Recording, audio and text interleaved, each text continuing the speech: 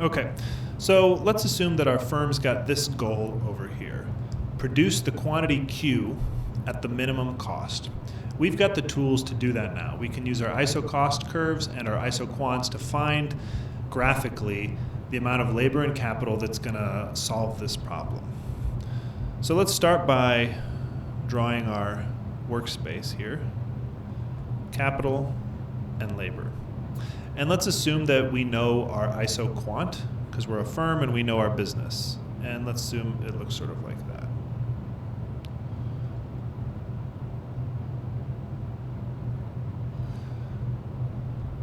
Okay? This is, as you'll recall, all combinations of capital and labor that, using this production function, are going to produce exactly Q. Okay?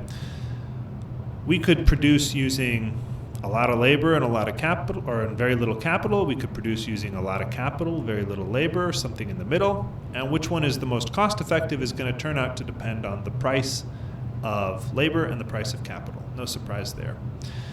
We can put on top of this thing ISO cost curves, okay? So let's draw one that looks sort of like this.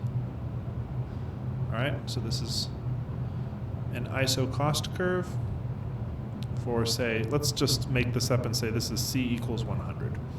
So those are all the combinations of capital and labor that you would be able to buy that cost $100, okay? And as we can see, these two lines don't intersect anywhere. That means that all of the options that cost $100, none of them are on the ISO quant, none of them are going to be combinable to make the output Q that you're trying to make. So you're not going to be able to do it for this budget of 100. It's going to cost more.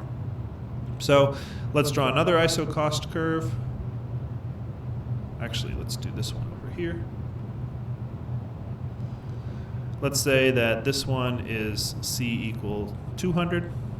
So now I double your budget to 200, and you can see that there are actually a lot of options here.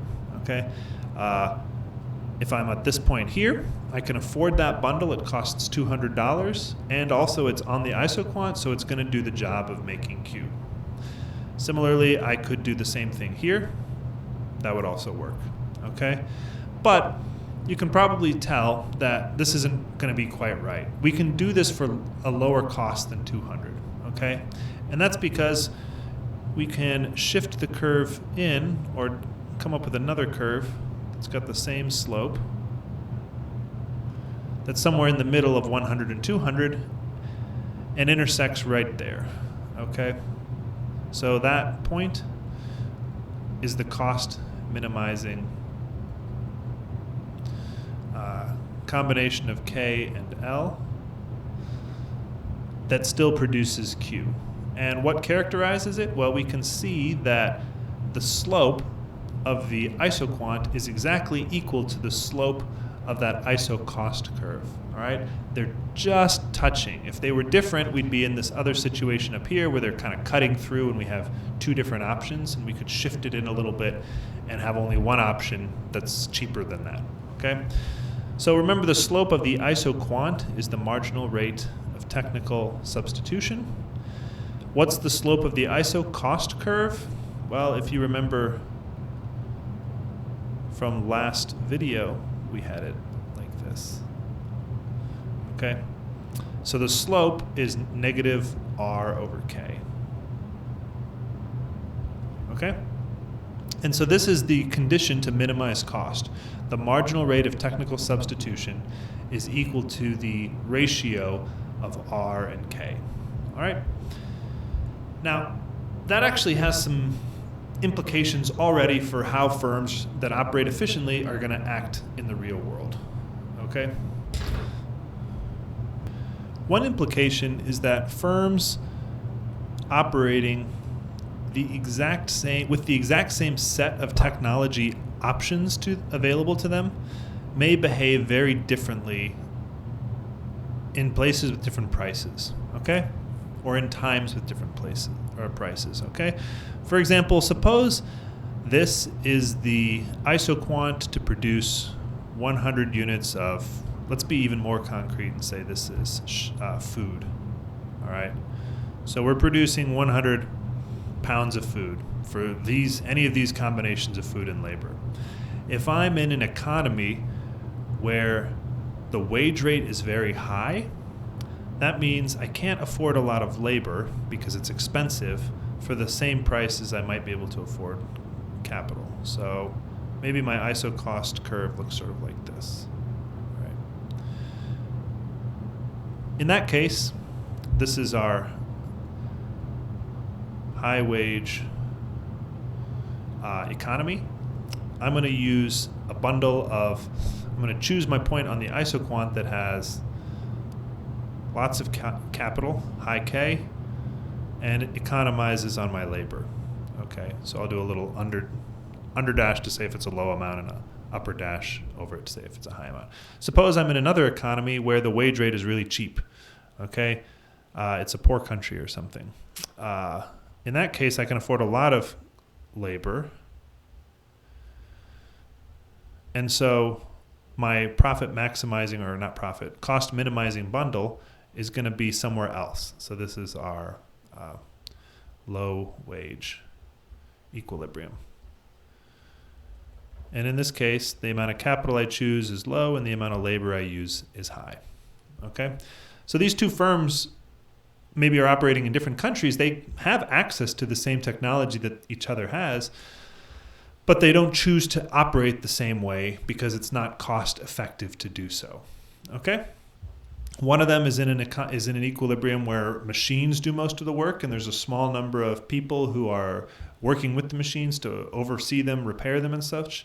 The other one is an economy where there's lots of laborers using tools, for example, to do the same job and produce the same output. Which one of these is going to be cheaper? Well, we can't say because it depends on the price of capital and labor, but only the ratio of those two things is what matters for selecting the cost minimizing bundle. Okay? If the wage rate doubles, but the rental rate also doubles, I'm going to still choose the same thing. It's only the relative cost that decides things. Okay? So, yeah, there you go. Let's look at a couple quick examples to make it concrete, I hope. So, if we're in a low wage time, we've got over here the workers of Downton Abbey, hugely labor intensive preparing food, but if I'm in a high wage economy, I might choose to instead use technology and have one worker. In this case, like a microwave and a cooking. Isn't exactly a great illustration because they have different technologies available to them. The people in Downton Abbey time don't have a microwave option.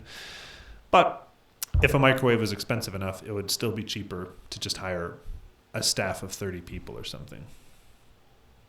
More in the modern world, you can have factories in some countries where wages are low, and so there's lots of people doing jobs, and factories in places where wages are high, and we instead use industrial robots to do the same kind of work. And this is a case where perhaps each option is available to the other one.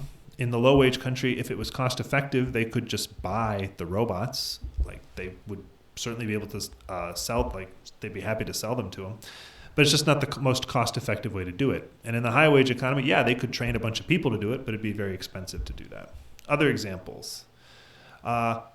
In retail, you can, if wages are low, you can hire a cashier to sort of man the desk. And if they're high, you might start to switch to like self-checkout and have capital do that instead.